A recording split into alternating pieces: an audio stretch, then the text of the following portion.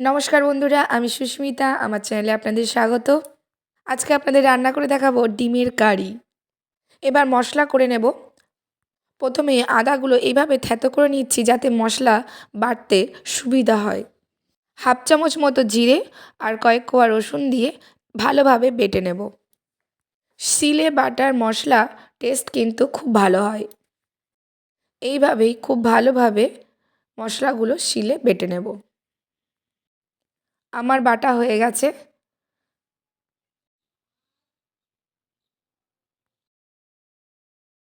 আর এদিকে আলু আর ডিম সেদ্ধ করে রেখেছি। এবার কড়াইতে তেল দিয়ে দেব। তেল গরম হয়ে গেলে হাফ চামচ মতো লবণ দিয়ে দেব, যাতে ডিম দিলে তেল একদম ছিটকাবে না। এরপরেই দিয়ে দেব ডিমগুলো। এভাবে মিডিয়াম আঁচে দিয়ে ডিমগুলো ভেজে নেব। লাল লাল করে ডিম ভাজা হয়ে গেছে, এবার তুলে নেব। এবার সেই তেলেই দিয়ে দেব গোটা জিরে ফোড়ন, আর দিয়ে দেব দুটো শুকনো লঙ্কা আর তেজপাতা দিয়ে একটুখানি ভেজে নেব। এরপরে দিয়ে দেব কেটে রাখা পেঁয়াজ। এরপরেই দিয়ে দেব 1 চামচ মতো হলুদ গুঁড়ো, আর দিয়ে দেব 1 চামচ মতো লবণ। লবণটা অবশ্যই আপনাদের স্বাদ মতো দেবেন। এরপরেই ভালোভাবে পেঁয়াজটা ভেজে নেব।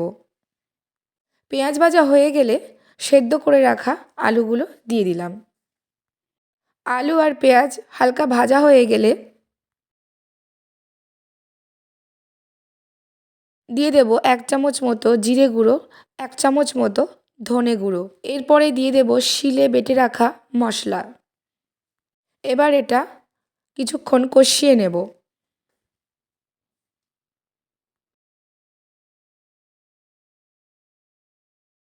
কিছুক্ষণ কষিয়ে নেওয়ার পরে মশলা যাতে পুড়ে না যায়, তাই সামান্য পরিমাণে জল ব্যবহার করলাম। এরপরে একটুখানি নাড়াচাড়া করে নেওয়ার পরে ঢাকনা দিয়ে দিলাম, যাতে মশলার কাঁচা গন্ধটা চলে যায়। 5 মিনিট পরে আবার চলে আসলাম। দেখলাম মশলা একদম ভালোভাবে কষানো হয়ে গেছে, তেলও ছেড়ে দিয়েছে। এরপরেই পরিমাণ মতো জল দিয়ে দিলাম। জল দিয়ে একটুখানি নাড়াচাড়া করে নেওয়ার পরেই দিয়ে দিলাম ভেজে রাখা ডিমগুলো। এবার ডিম দিয়ে কিছুক্ষণ ফুটিয়ে নেব। এরপরেই দিয়ে দেব শেষে সানরাইজের গরম মশলা। গরম মশলা দিলে কিন্তু এর টেস্ট দুর্দান্ত আসে। মিডিয়াম আঁচে দিয়ে ঝোলটা কিছুক্ষণ ফুটাতে দেব। আমার রেডি হয়ে গেছে ডিমের কারি।